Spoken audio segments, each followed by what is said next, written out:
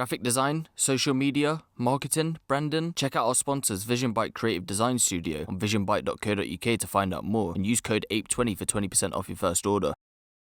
Yo, what's going on people? It's your boy Ape Huncho, back at you again with another video. Now, a little while has gone past since SJ from OFB and NPK members were jailed for over 116 years for their part in the murder of Kamali Gabbidon-Lynck. Now, for you guys that don't know what's going on though, even though the trial and sentencing has been wrapped up, I will leave all videos in relation to this trial linked down in the description. And on my last video that I did covering this case, we seen that a fight had broken out at the Old Bailey when they were getting sentenced. Initially, there were reports that a fight had broken out between the defendants over snitching allegations, and I can now confirm that this is semi-true, but in case of the sentencing day, I can't confirm whether this was the case. But the commotion in the court did start when the defendants had started fighting each other, and we then heard that someone from the public gallery had jumped down and was arrested by police. So today, 24th of February 2020, it's now been reported that an electrician who committed this offence by jumping down and started making threats was jailed for 7 months. Carl Stanbury, 36, had committed this offence after seeing his stepson, Shane Leon, 17, aka Sneakz from NPK, get jailed for life for his role in the murder. When passing sentencing, Stanbury had shouted, "Why did it have to come to this?" at family members of the victim. Then, an umbrella and a seat from the dock were thrown across the court.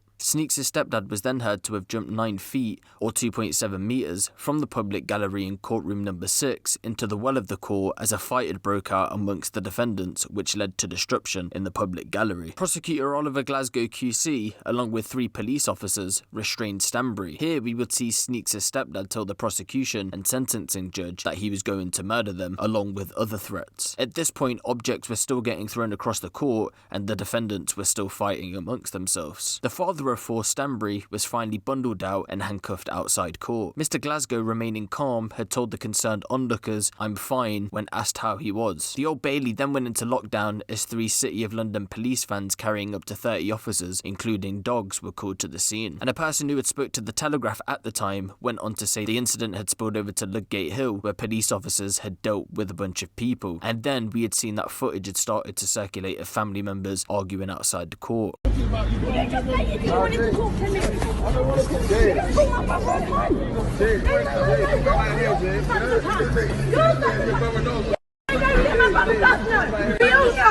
all know.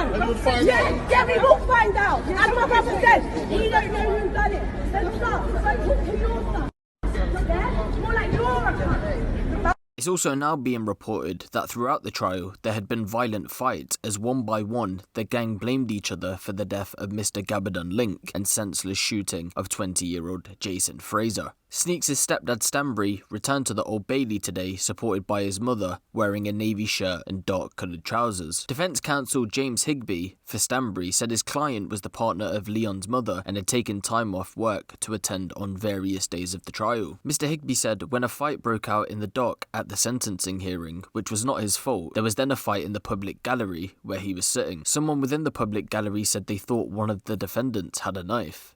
That information seemed to spread among the public gallery and things became chaotic. Mr. Higby said 3 police officers attempted to clear the public gallery amid the melee, adding that his client was grabbed from behind as though being put in a headlock. He said it occurred to him that there were other people who might have more serious intentions in the public gallery where there were gang members. Stanbury later said he was in shock and made a really bad decision to jump down. The defence went off to say that his client let off some choice comments about what had just happened, particularly the 21-year sentence imposed on his stepson Leon's, although those comments were not repeated in court today. And after admitting to being in contempt of court, he apologised for his actions. Mr. Justice Edis jailed him for 7 months, and it's being reported that Stanbury had looked stunned regarding the sentencing. Passing sentencing, he goes on to say, "You accept you caused real fear and alarm in the court. You'd been grabbed by a police officer who wanted to restrain you, and you resisted. And you resisted that and resisted being ejected. There were other gang members in the gallery. I should say you are not a member of a gang. You say you jumped because you wanted to get away because you were in shock. There is no evidence of premeditation or planning, but you were certainly motivated by a desire to protest and not just escape. You did this in order to cause trouble and make the disturbance in court worse than it was. This type of behaviour causes fear and threatens questions the ability of court to do justice. You became involved because you apparently disagreed about the sentence which had been passed on Shane Leons, the son of your partner. The court and the public gallery were full and the atmosphere tense. This led to serious disturbance in the public gallery, and you then jumped from the gallery into the well of the court. The judge then went on to say, those who are present are required to exercise full control in court. They may only exercise their freedom of speech outside court, but violent protest is simply unacceptable. Finally adding only an immediate custodial sentence is sufficient. Now that wraps up everything surrounding the SJ trial, and I don't think there will be any more updates to this, but of course there is appeal processes, etc, etc, and if anything does come of that, as always, I'll let you guys know. Now I do feel like in this case specifically though, I do feel it's a little bit harsh now that the weeks have gone by, that he's got a custodial sentence. You gotta remember at the end of the day, there's a tense atmosphere going on in court, and these kids, they got some big jail sentences, so I'm surprised that the judge actually gave him a custodial sentence. But then again, he did jump down from the public gallery and started making threats to the judge and to the prosecution, which is not great seeing as it's a murder trial, you know? And again, we just don't know the intentions of this man, but the judge is clearly saying that it wasn't just for you to escape, it was for you to protest against the sentencing. Now, one thing I will say also is that how are one of the defendants going to get a knife into court? That's not possible. Very impossible for you to get a knife into court. You've got to go through metal detectors, there's security all around. I'd be very surprised if you're able to get a knife into court, so I don't understand how that rumour had got around, but that was clearly one of the reasons for the fight to happen in the public gallery. And regarding the snitching allegations, like we said before, it was reported that throughout the trial, fights had broken out as each individual person started blaming one another for the murder of Kamali Gabbidon-Lynck. But again, it's a very vague report and it doesn't go into specifics, so we don't know. It could have been 3 people, it could have been 2 people, it could have been 4 people, it could have been all of them, but there's no clarification on who snitched, but people did snitch and it's confirmed on the official report. But let me know what you guys think of this in the comment section below. Give the video a little like, and if you want the latest drill, street and music news out of the UK, be sure to hit the subscribe button and the notification bell. It's been your boy Huncho,